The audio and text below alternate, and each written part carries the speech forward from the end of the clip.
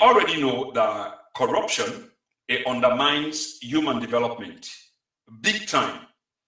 It diverts public resources away. If we listen to the song earlier on that the side sing, corruption, it do so, boy, do so. This is exactly what the situation is. It diverts public resources away from the means of making them resources that they are available for public services or essential services, if that's what you prefer for column, for the populace. And it increase inequality in our society, and then we need to make progress both on the national and local way for develop the economy. They taint or distract or spoil the rule of law altogether. And one thing what we call public trust, where we don't see from time immemorial, now a situation then when it comes to politics, we continue to see that up to this day, and this is what the problem is. So there is no trust in governments, public trust in governments and leaders.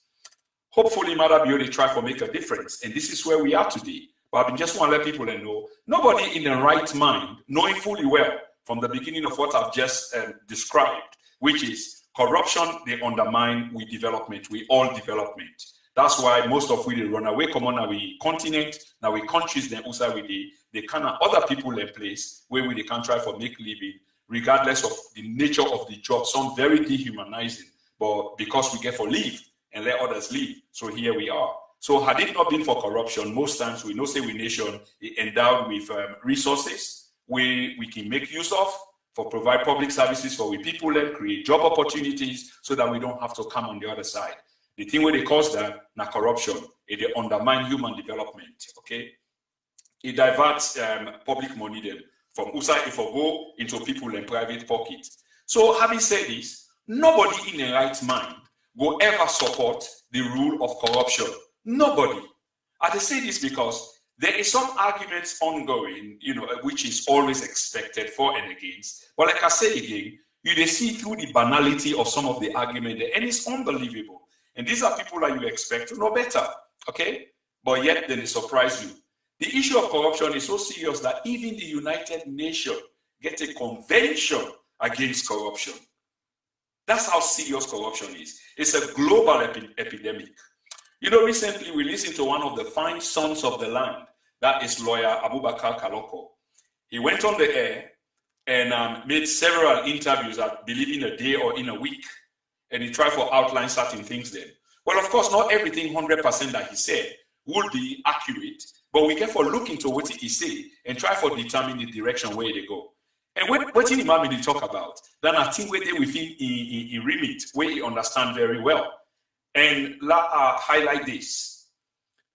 We all get biases, every one of us, okay? Every one of us, regardless of which you talk about, because one of the things are the moments like why I decide for talk about corruption, I get a bias. Within that bias probably can be determined by people the way they listen, okay? But as long as you don't come up with something and you decide, say, this is what I want to talk about, and there is a bias. So lawyer Abubakar Kaloko, obviously, they get some bias. But by and large, what they talk about, nothing where we all for embrace, which is about the rule of law. It is about the rule of law. When somebody they talk, those of us, you know, yeah, we say we go to school, we learn book, whether at home or yard. And one of the advantages the way yard give we is anybody who can school na yard is shown how to be critical, have a critical mind, critical thinking. That's one good thing that everybody benefits from Western education. It gives you that critical perspective for think, okay? And this is what we're doing. And when some people then do it, they get roundly condemned. So instead of people then look at the issues that is being spoken of, instead they become, you know, you're sort of upset. And they begin to understand another pattern as well. In this issue about corruption, people are getting emotionally attached to this thing. And this thing is, yeah, you can get the emotional side, you can get the sentimental side to it, but we also need to learn how to remove the emotional and the sentimental away from the legal wranglings of the pursuit of justice in terms of the corruption what we talk about, okay? We therefore understand that Salone is a country of laws. Previous governments, there were arguments, oh, there is no law and blah, blah, blah. But people used to go on holidays and then come back, and then they were all in one piece. You can't side pick, or cherry pick certain things that will happen, can happen in any part of the world, most likely. And then you want to use that for, say, predominantly, that nation has no rules, no rule of law. Then we won't be flying there. Then the people that are flying the aircraft or businesses will not be going there. So it is the same thing about this government. And this government, to be honest, is trying to do well by their pronouncement than they. But this does not stop citizens from asking pertinent questions, from raising pertinent issues, from talking about the rule of law. And this is becoming some sort of Achilles heel, if you will like, for some people. No one is accusing the government of being an obscurantist. No way. Because I saw some people in the divert and back. I mean, you need to see some of the arguments them, or some of you are equally aware, the arguments that within our social media regarding this issue. Corruption now don't become a cliche. It don't even they lost that in attraction or that very meaning, the core meaning where it gets in terms of what the government want to do. Because everybody's just playing around with the word, they bang them here and there. So eventually, it's now becoming, if it's not already, a cliche. Okay, so I'm going to talk about lawyer Abubakar Kaloko. We go on the air, I think 98.1. Even myself, be fortunate, here for interview lawyer Kaloko. And lawyer Kaloko, if you are listening, thank you very much for granting the interview, because that's what I'm interested in addressing issues. That's what I'm interested in. Even if I get information that somebody give me, I don't take that raw data and put on there. I try for match them against waiting available. That's why you don't see me coming on the media every day of the week, because you therefore access what you can talk about. But let me not stay away from the main thing we want to talk about, okay? So we talk about corruption, and I mean, mention say corruption is so serious that even lawyer Abubakar Kaloko weigh in, okay? And he talk about the rule of law when he be make a mention or I make a mention even on this broadcast. Because that's what we want to talk about. It's not about sentiment. It's not about emotion. We all can get emotional and sentimental. Okay? I am upset. I didn't benefit anything as a citizen. Okay? Yes, when I go home, I ride or I pay me tax, I get me business done there, I pay me tax and etc. Yes, but other than that, everything is within the remit of the law. But other than that, nothing. So when they talk about corruption, of course I am for the fight against corruption. Corruption will offend way for feta. Now, he make a decide for talk about this particular topic today. And not me say because now the government say they want to fight corruption, so there are no parameters, no legal parameters around how to go about it. And this is what my argument is about.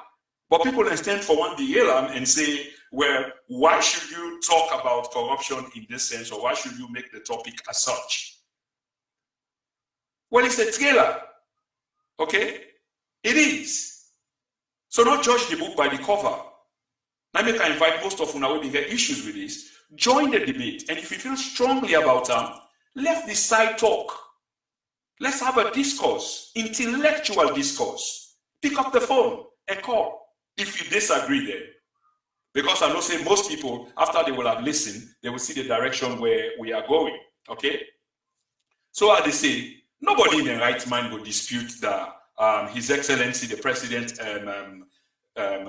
Julius Maada Bio, has not got the power to form a commission, because this has been one other thing when I the argument back sometime last week on social media. Of course, he has got the power. And waiting here on that power day, now the Constitution. He's a constitutionally elected president of the Republic of Sierra Leone. And I've said this time and time and again. And he's got a mandate of 5 years. All within the rule of law. So if the rule of law was used to elect the man, then we have to use that rule of law for pursue whatever we need for pursue. Okay? So Section 9 of the Constitution clearly gives the president that particular mandate day. Say you can create a commission. And I think the issue became then dictating how the commission go about doing its business. I think that the Constitution frowned, because in a sense, no one is above the law. No one. So the president, yes, don't create the commission. The commission then go get for doing work. So probably then sit down and draw the rules and regulations of the commission. But you don't go dictating how you want to let it go. And I think that was part of the argument. Okay? So no citizen including the President of the Republic of Sierra Leone, His Excellency will get a 5-year mandate, okay, until the next parliament. It's not above the law. And this is not the thing where people are lawyer Abubakar Kaloko been try for highlight. I'm not a lawyer. I can read the basic English part, a legal document, but a legal document, you get your internal and intrinsic, wranglings. Where you come, now only lawyer they talk and lawyer understand. So you can't go too deep into them. Even the Constitution, when we quote it, because it can be interpreted somehow, only a lawyer can go in a combatants with somebody else where they dispute what he say. It become a legal argument. So my submission today is the corruption commission where the government don't set. Because the rules are not yet clear and there are arguments around what is available at this time, I say it has failed even before it has begun. Isn't that interesting? To me, that's interesting, and to many others. So while I say there are calls, of being negative and what have you, like somebody mentioned the last time I talked about Maada Bio being a one-time president, which was a question mark. And for people who are meant to be academic, who are meant to be having a critical mind, that are the try for pursuit or journalistic end of what I do, by creating a topic for us to discuss, ending in a question mark. Will he be a one-term president? Let's discuss. Do you think so? Put your submission through. You don't think so? Equally put your submission through, and let's have this discussion, if you know what I mean. Anyway, today we'll talk about corruption. Nobody will tell me in the right mind that this issue of corruption they bother them. Because say friends, families, different party members, everybody has been crying about corruption, the issue of corruption. So I say not only limited to the country, but also to countries around the world. It is a global phenomenon. It's a phenomenon. Okay? So anytime the brain come up, because we don't lost it so much, we all they grumble. But this grumble, all they grumble, how do we go about doing this thing so that we go get it right? This is why I said it has failed even before it has begun. And I will give you a further submission, ladies and gentlemen. I want to produce a further submission. If we go get for a look at how you call them, the Sustainable Development Goals where the world sets, okay, that's the SDGs.